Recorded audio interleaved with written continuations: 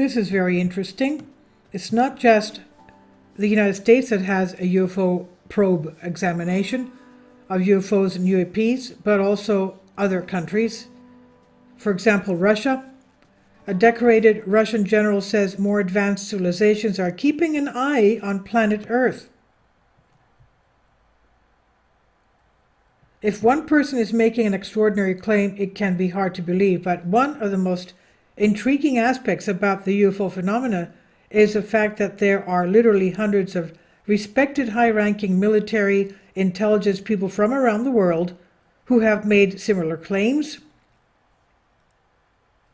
What lends even more credibility to these testimonies beyond the sheer number of them is the evidence, the photos, videos, radar tracking data, etc., that's now accessible within the public domain.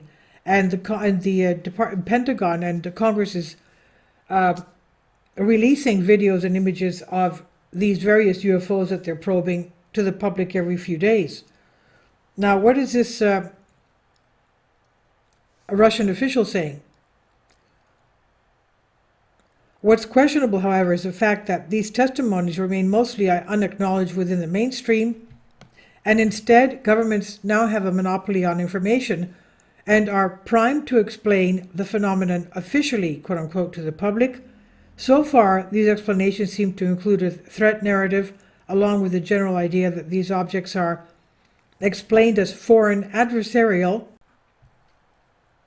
General Nikolai T. Antoshkin, the commander of a dangerous helicopter firefighting operation in which he and other pilots braved radiation exposure to contain the Chernobyl nuclear disaster, passed away in 2021.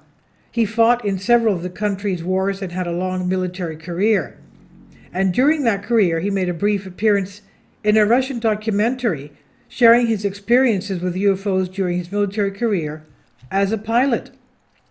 In that documentary, he also expressed that these UFOs are from advanced civilizations who are, in some way we don't quite understand, keeping tabs on our civilization to make sure we don't completely destroy the planet and I would guess blow ourselves up.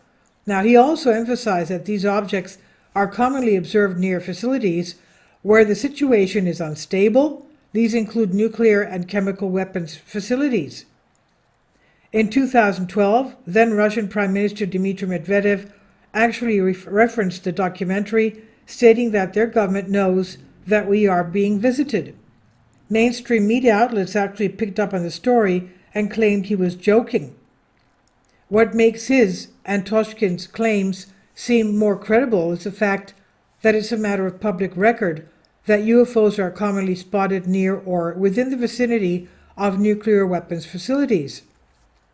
In June 2021, Louis Elizondo, former director of the Pentagon's Advanced Aerospace Threat Identification Program, emphasized this fact in an interview with the Washington Post. He explained how it's a global phenomenon, that these objects have interfered with and brought nuclear weapon launches capabilities completely offline. We're talking about the most secure and advanced military installations being hacked by these objects, he said. In some cases, they've even initiated countdowns to launch them. Can you imagine?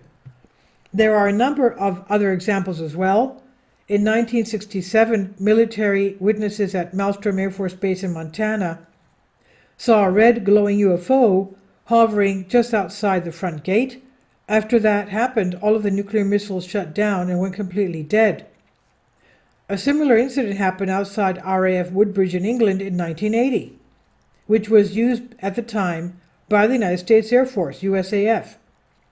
USAF personnel, including Deputy Base Commander Lieutenant Colonel Charles I. Halt, described the incident and the craft as a glowing metallic object that split into multiple objects. It eventually shined a beam on the nuclear weapons that were stored at the base.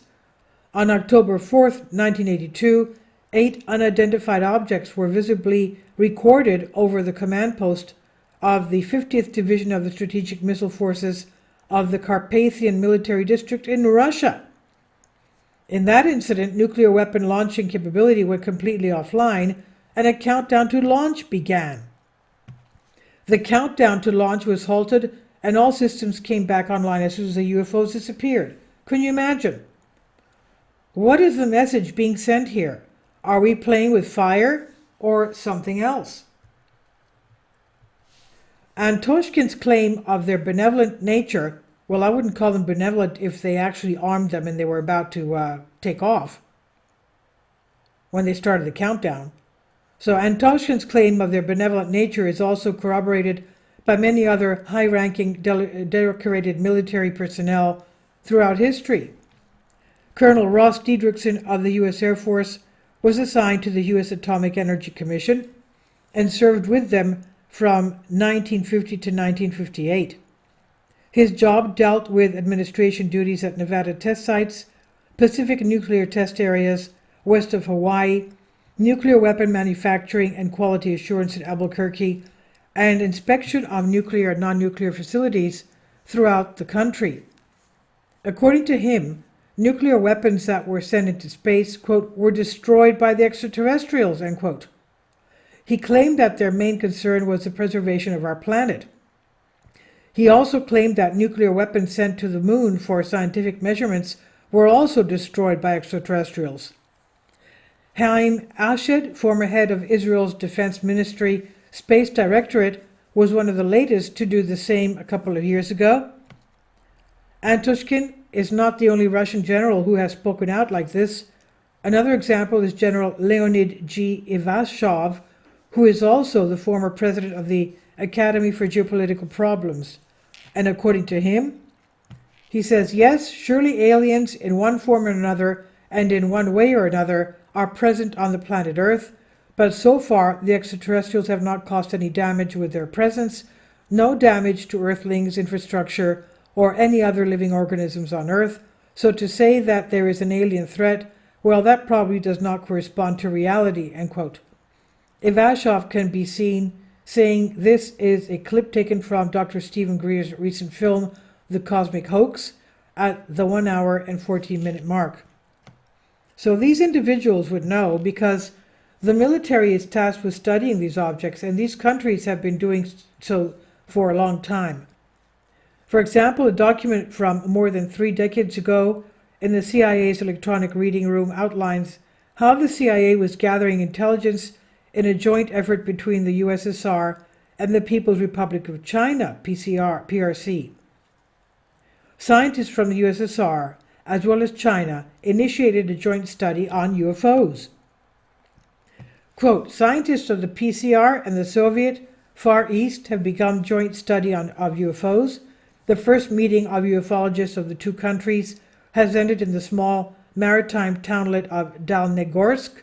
The Soviet and Chinese specialists on anomalous phenomena have mapped out a program for investigating incidents that are already known and have also arranged to directly exchange video and photographic material on new similar phenomena. Dalnegorsk has not been chosen by chance as a place for such acquaintance. In the last few years, the number of cases of visual observation of UFOs has noticeably increased there. In just the last 4 years alone, no less than 10 UFOs have been recorded. Specialists link their heightened interest in places here with a variety of wealth of useful minerals in maritime cray. Similar incidents have also occurred in mountainous regions in China, whose climatic conditions and natural landscapes resemble our own, end quote. I'd love to see these videos, wouldn't you? What's also interesting about Antoshkin's claim is the fact that it corroborates with not only other high-ranking individuals, but many experiences as well. Where is mainstream UFO disclosure headed? I believe UFOs may become heavily associated with foreign adversarial objects, often blamed on other countries like China and Russia, for example. This will allow countries like the United States to increase and strengthen their already strong and authoritarian national security state and further progress their political agenda when it comes to relations with other countries. Building more space-based weapons as well as increasing surveillance measures on their own citizens may be a justification as well. Basically, a constant threat narrative would be in play.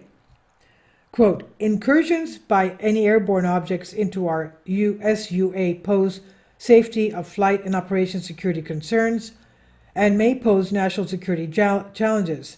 DoD takes reports of incursions by any airborne object, identified or unidentified, very seriously and investigates each one, end quote. This was from Airborne Object Identification Management Synchronization Group, their statement in 2021, AOIMSG. I believe we've seen this throughout history. In my opinion, the U.S. government's Project Blue Book, a decades-old program that investigated the UFO phenomenon from 1952 to 1969, did, in a sense, is the same thing. Based on my research, what was really discovered was never accurately relayed and given to the public in a transparent way. It seems to be more of an effort to debunk the phenomenon, a program designed to get people to stop asking questions and to shut down the idea that any of it could be associated with any type of otherworldly explanation. But perhaps I'm wrong. Maybe an otherworldly explanation will eventually go mainstream and an unbalanced fear and threat narrative will dissipate. Or perhaps we're simply seeing Project Blue Book all over again in a different form. I don't know where mainstream UFO disclosure is going, but it's concerning that hundreds of high-ranking whistleblowers have never ever been acknowledged, nor their stories shared publicly, and it's concerning that governments and big media have such a strong record of using their influence to shape the perception of the masses with regard to various global phenomena. Why should we believe the topics of UFOs or UAPs, as they are now termed, will be any different? And this is from The Pulse, and this is on Out of Mind 2 by Arjun Walia. Please leave your comments, and thank you for your support. Kindly support my Patreon account. The daily posts are 5 videos daily, and they are totally different from what I have on my YouTube channel. Thank you so much for your support and that you find all my content so interesting. You'll find the Patreon account details in the description box below.